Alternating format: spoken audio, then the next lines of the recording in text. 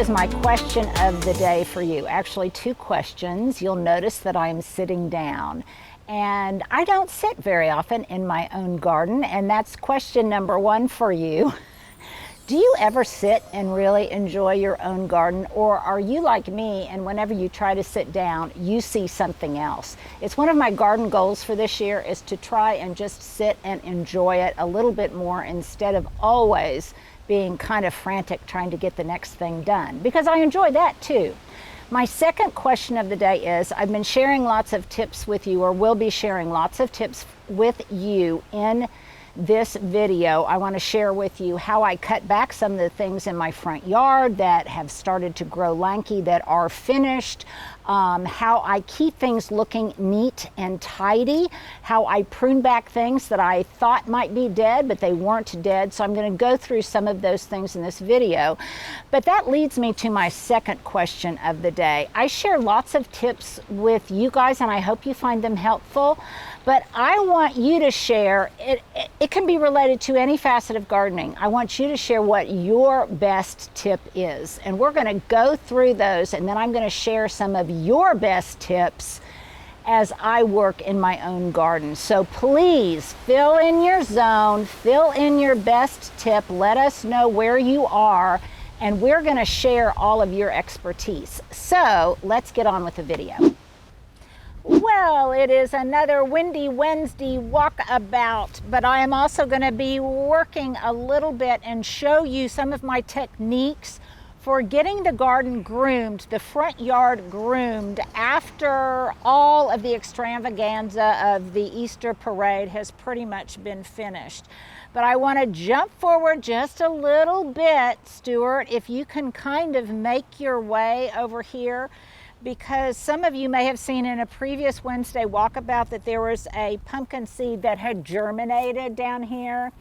And look, it's starting to put out real leaves. Now, it probably won't stay here, but I'll let it stay for as long as it can because I just have a certain affection for them.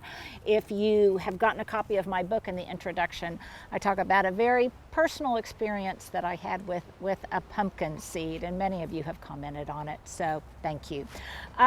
So now let's talk about what kind of things I'm going to be doing in the garden after stuff starts looking a little bit shaggy and it looks like it needs a haircut. So here I'm not going to do it quite yet because there's still quite a bit of color left in the creeping phlox emerald blue. And by the way, you guys, I just got a box of drought tolerant plants from Brex, and that emerald blue phlox subulata was one of the plants that was in the drought tolerant blend. So that's one thing I haven't mentioned much, is it is fairly drought tolerant and it can really handle strong sun and heat too. Okay, so here is basically my technique for dealing with all of the phlox once it's completely finished blooming and all of those sweet little blue heads or lavender heads are pretty much finished. So I've got my one of my QVC baskets here, and I guess before I get started I want to show you a couple of things, you guys. Somebody asked me if I would show you this. I had kind of forgotten about it, but in the May issue of Better Homes and Gardens, I am their Style Maker of the Month. It's on page 108. And it was kind of a fun thing to do, and it's got some of my favorite sayings and some of my favorite tips and things like that. And it's got a little animation of one of the pictures that Stuart took of me. So it's kind of cute. So it's in the May issue, Better Homes and Gardens. And then I want to give just a quick shout out to Ann in Pennsylvania, Ann Jones in Pennsylvania. I got her sweet card, and Ann, I just want you to know that its message was so dear and it made my day. So thank you very much. Okay, now onward and upward. So normally when I do this, I actually have some of the guys, I have guys who come once a week and they just blow for me. They just blow debris And if there's something that needs to be done on a large scale basis with the weed eater, I have them do it too, because that's a really difficult angle for my back and I can't stand there for any great length of time. So I have them do it for me. And so normally what I'm going to show you with my long handled hedge shears is something that they will do with the weed eater. But here is my technique. So right here, I have a little patch of phlox. It's past its prime, and what I want to do is give it a haircut so that it will be much less rangy, it will look much less straggly, and then as it begins to grow out again, it will grow out in a tidier, more cushioned form. So this is one of those things where your barnail shears would be brilliant for it because they've got those sharp tips.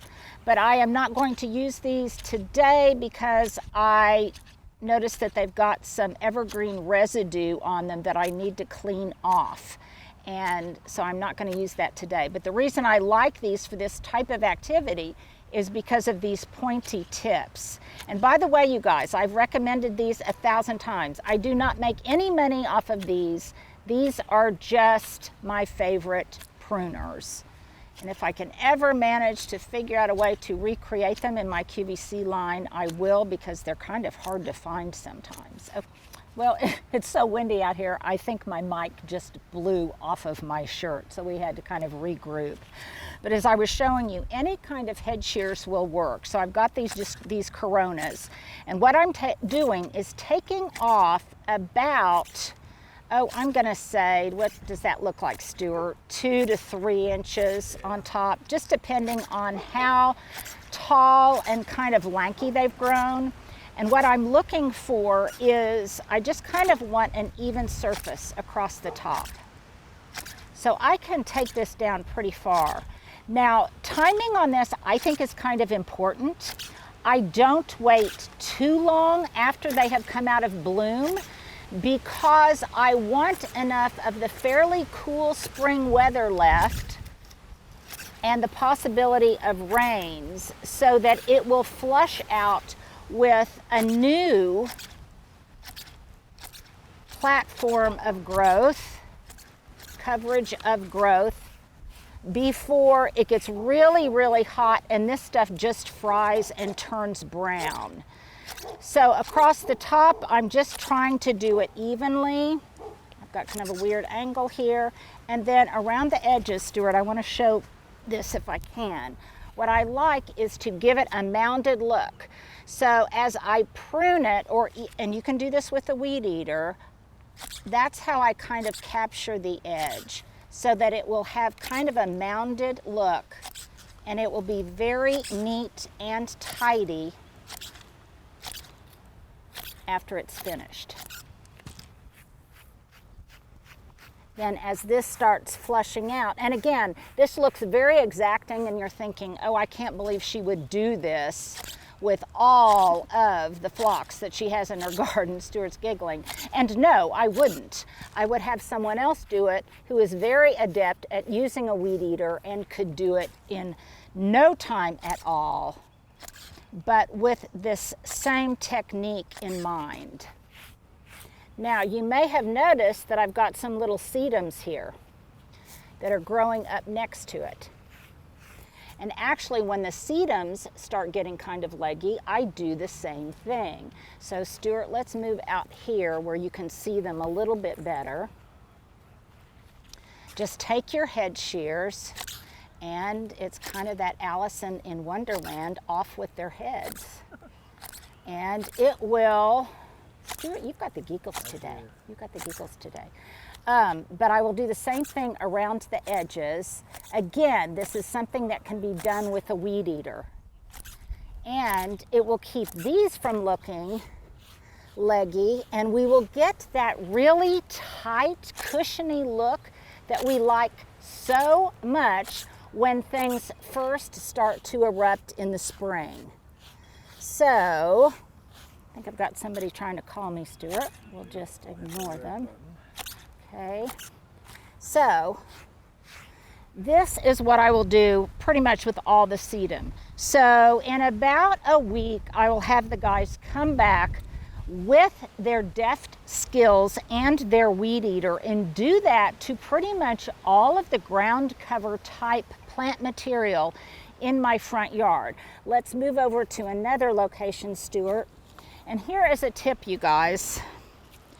You know, all of those address labels you get in the mail as kind of a fundraiser for different things. I save those and I put them on my tools. Not because I lend out my tools very frequently, because I typically do not, but now that I have help in the garden frequently, it's very easy for the guys who are working for me to accidentally pick up my tools thinking they are theirs. And that's typically why I put my name on them, so they can easily distinguish what is mine from what is theirs. Okay, so we did this little section here. Now in other areas, I have Vinca minor. Some people will take a weed eater to it very early in the season because it will make it come in more densely, bushier, and get better horizontal coverage as a ground cover. But this is the time of year I do it. And I do the same thing. I'm just gonna lop off its head. I can get pretty close to the ground, and that will not only make it grow back bushier. Let's do some over here, Stuart. It will not only help it grow back bushier, but it will also keep it from going so vertical and growing up into my other shrubs and things. So see here, I can do the same thing. And see how it immediately kind of separated it from this cotoneaster? And if I get a little of the cotoneaster as I'm pruning this back, why, I don't care. And we've got rain coming, and very quickly I should be able to get a whole new flush of that new spring green growth on here. And like I say, this takes me a little while, but it will take those guys no time at all with their weed eater. Now it will look a little bit, I don't want to say disfigured, but less than its best for a little while right after this is done. But that's okay because it's just in a transition mode and it will be beautiful. Here is another example of a different kind of sedum. That other was a stone crop, and this one I will have to identify for you. But see how this is, it looks very tight and neat and kind of cute over here. And then over here, it will bloom yellow, but it starts getting really lanky and straggly, and I don't like that. So off with its head. And any bits I can either completely clean up all the sections that I have cut off. I'm doing the same thing here along the edges. I can completely clean out all of this so that it doesn't take root and grow back in place. Or let's say this is an area that's fairly bare and I want that sedum to fill in, that I could leave the droppings in place and a good percentage of them would root. And if I happen to capture something else in my shearing and cut it off, that really doesn't bother me too much. So Stuart, does that make sense to you? I think so. Okay, so this will make the entire, because I think what we love about spring is the fact that everything initially is in such tight form, in that beautiful mounded, tight, new growth form. And when it starts getting a little bit leggy and a little bit lanky, we're not so much in love with it. So that's basically my technique for all of the stuff that's growing in a ground cover form in my front yard. Now there's something else over here I want to show you. Let me grab my other pruners. And by the way, I think I have told you all, if I do this and I'm working in my garden doing extreme deadheading or grooming or things like that, a lot of times I will do that on the day or the period of time right before they come to weed eat and blow and groom for me, because then they will clean up the mess that I make. So here is something else I've got going on. I wanted to give you an update. Look at how much these crepe myrtles have come out. Stuart, can you see that? Since we were in here last. Let me get back in here. These I had transplanted earlier last year, I think in the spring. This one I transplanted in the fall. And I despaired that it might not make it because it was such a dry fall and winter. But even though it's not putting out any foliage on the upright canes, it is putting some out at the base.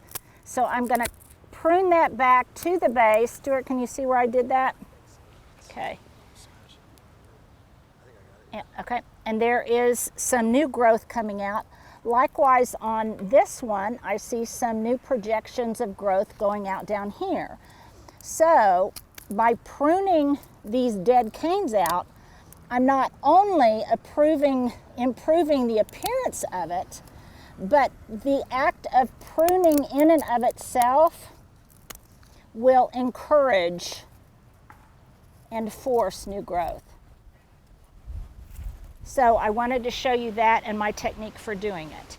Here is a happy coincidence. I may have told you, I've got two drift roses here. One is pink, one is white. This one was called Diana. And the original plant succumbed to rose rosette disease. But before it succumbed and I dug it out, it had layered itself and propagated itself. And look, this propagation of it formed an entirely new plant. And so now I have one that's almost the size of the original specimen. And so sometimes, even though bad things happen, sometimes there will be an accidental propagation in its place. So I'm happy about that.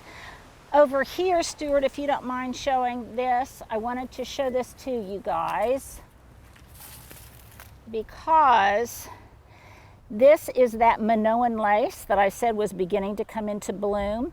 It's like a shorter, more tame, better mannered cousin of Queen Anne's lace.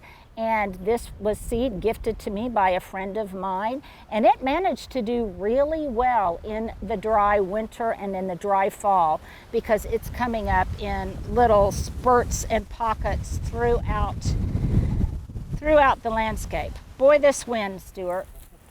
Let us hope some of the pansies that are growing around the perimeter have started to, there are pockets because it's been so dry and windy, but there are pockets where those aren't getting enough water from the sprinkler system or from my supplemental watering.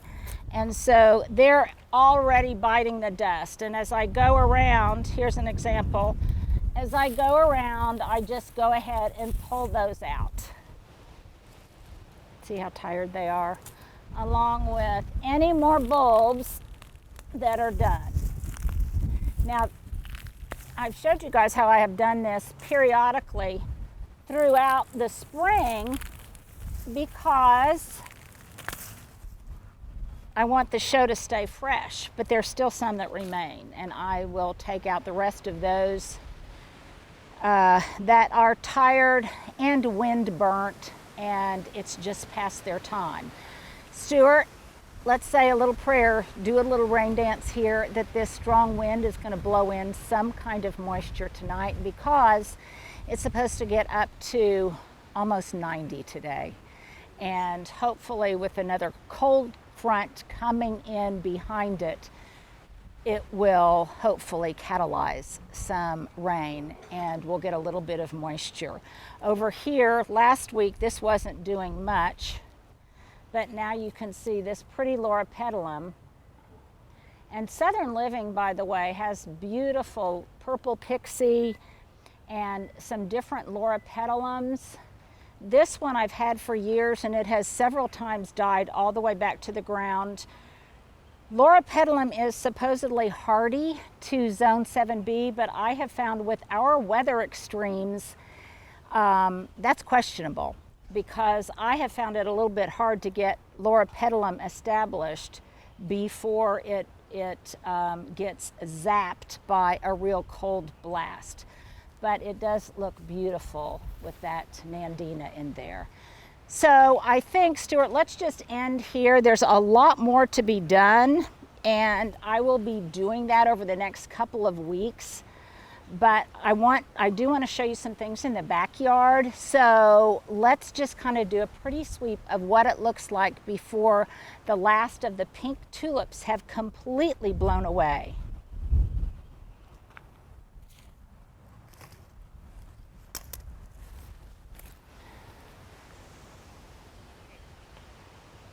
Now let's go to the backyard.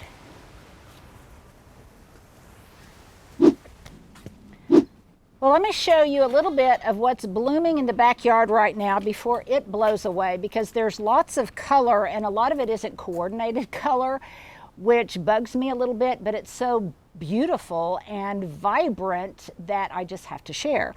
So I moved this great big fern over here, but look at how beautiful all of that yellow columbine looks.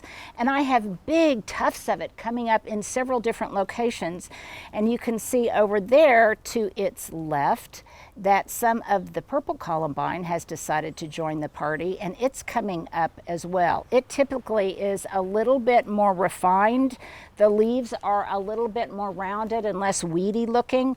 And then I've got some adenophora and other things that will be coming up in this area a little bit later. But Stuart, if you could point the camera in that direction and see how pretty that yellow columbine looks with that vibrant red of those amaryllis that just keep blooming their heads off. And as a little reminder, what I did, these were bulbs from year before last Christmas. I potted them all together in a big pot, and then I overwintered them. I fed them throughout the summer, let the leaves grow. I just used some kind of liquid fertilizer. It doesn't really matter what it is, a liquid soluble. And they have just taken off gangbusters. I may have also put in a little bit of Osmocote. But look, it's still putting out huge flower buds. And if you guys have been watching me for a while, you'll know how long this has been in bloom. Now, interestingly, I thought these were all red, but I've got a different color coming up over here. At least it's got that same tonal quality as the red ones. Look at all of the pretty columbine over here. And then, Stuart, if you'll walk this way towards the bistro, these are starting to come into bloom. Say hello to the topiary along the way. So these are starting to come into bloom, and I did the same thing with this pot. And I've got buds that are starting to come up in here, and this one is in a little different color palette. But this has just been one of those amazing surprises that I love about gardening. It just, you never know when something like that is going to happen. So you can tell that the wind has just really been extremely vigorous because of all of this blowing all about. Nevertheless, my newly painted black furniture still looks really good, and the bistro is ready to go if we can ever sit here out here in the evening without getting blown away. And then there's just a couple of other things that I wanted to show you back here, because this really deserves a walkabout of its own. But I am starting to cut back my hydrangea stems. So I think I told you about how you have to wait to see if they're going to force out any leaf growth along the cane. And you can see, for example, that this one has. So these I am leaving alone. This one, you'll notice, hasn't put out anything. And when I break it, it's kind of, see, it's crispy and it breaks off like that. If it had any life in it, it would probably bend. So I'm going to clip that off just at the top of where the leaf is starting to come out of the stem. So this one I'll cut back. These are getting cut back practically all the way to the ground. And by the way, please be careful when you're doing this, because I have poked my eye out. I should probably have on safety glasses, or at a minimum sunglasses, as I'm doing this, because you bend down and you don't realize that one of those very woody canes can poke you in the eye. So I am going to prune all of these down, and this will make this whole area look so much nicer and so much fresher. So I'll do that with all of these canes. Here's another example of one where I waited and it was starting to put out some leafy growth, and I cut it just above where the new growth was starting. This one, here's another example, Stuart, right here. See here where the leafy growth is coming out? Okay, can you see that there?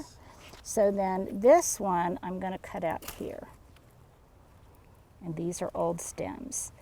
Now sometimes this process I will have done earlier, most of the time a little bit later, but you can see that this whole area I have pretty much done, and I have this area in the back to keep working on.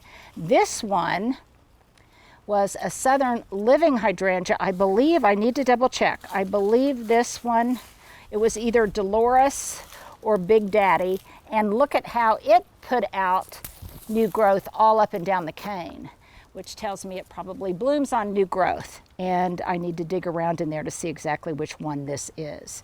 The other thing I wanted to show you back in here is look how beautifully this smaller flowered snowflake viburnum has come into bloom.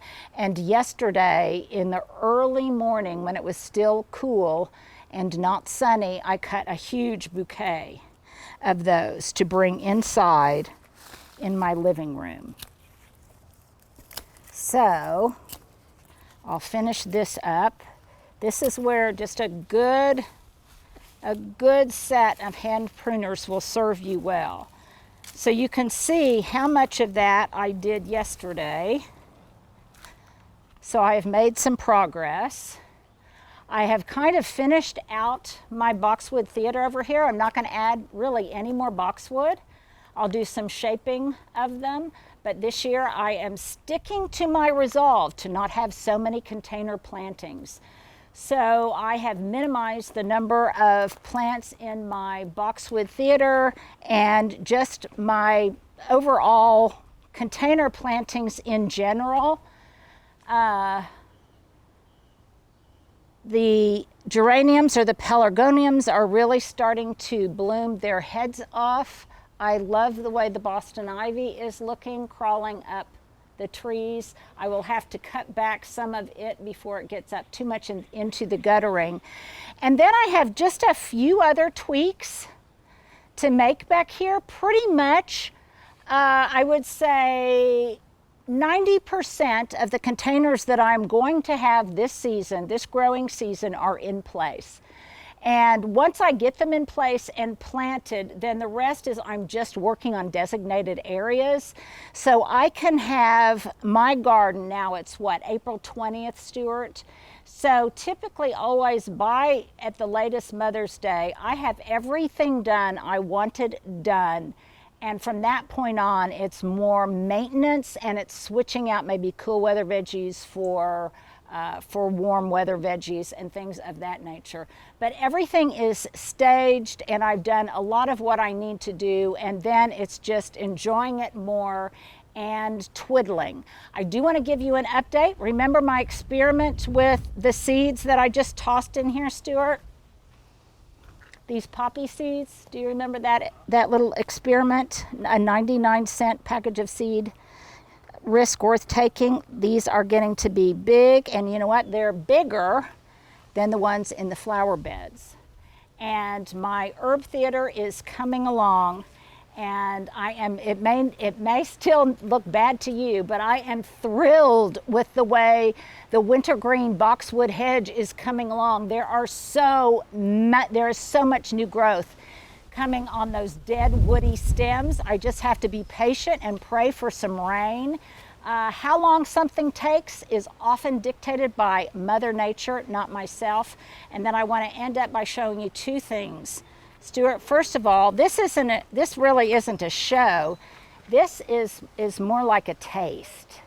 This Bambina pineapple guava, I told you, is putting out little fruits, but one of our followers said, oh, but the petals are also really sweet. That's weird. It's really sweet, isn't it? It's real sweet. It's very sweet. And then, Really fruit. I know, you could practically, it almost tastes like, what's the herb? Stevia. It almost tastes like that intensity of sweetness. But then I wanted to end up over here and show you the Deutzia, which in the next, actually probably by tonight, because it's going to be so warm, this is just going to explode. All of these buds are going to open up white. And then, because Stuart just can't stand it, he has to show you. I've already been showing them. Okay, you've already been showing it. Yes, yes, the snowball viburnum. Now, another reason we dislike the wind so much is because it shortens the lives of those gorgeous white blooms. If it were cooler and not windy, they would last so much longer. But you can see particularly the ones at the top that are starting to brown, and that's because they have just been so kind of brutalized and desiccated by the wind. And always you have to be observant to appreciate those things besides just the in-your-face beauty. Appreciate those things that are a little bit more subtle, like the beauty of the skeletal vines growing up on the brick on the side of the studio of that Boston ivy. I love that look. So there you go. There is your Wednesday walkabout. Make sure you answer my comments for today because we're so excited to look at them. What is your best gardening tip, and do you ever sit down in the garden? You guys have a good Wednesday. Well, here you go. Here is my outfit du jour. I think turning into my favorite kind of garden gloves. These are Cool Job. My baseball cap is a gift from my kiddos. They got it at a shop in Denver, and it is so windy out today that it's an absolute necessity. My earrings are Madewell. My t-shirt is... Look at the earrings a little more. Okay, got them. Sorry. There we go. Good. Okay. My t-shirt, I really like this t-shirt. It's from H&M. I got several of them in different colors, and I like it because it's not too long, and I kind of like the boxy shape of it. I actually still have my... I've actually bought shirts from H&M and hoodies that I like better than most other places. Oh, really? Well, good to know. So they have men's attire too. My red under bra is actually from my workout this morning because I really didn't change much. My breeches are Land's End that I folded up, and they're old as the hills. My shoes are from Forever 21, and I love these kind of foot form sandals to work in the garden. So such as it is, very casual today on this very windy day, there is my outfit du jour.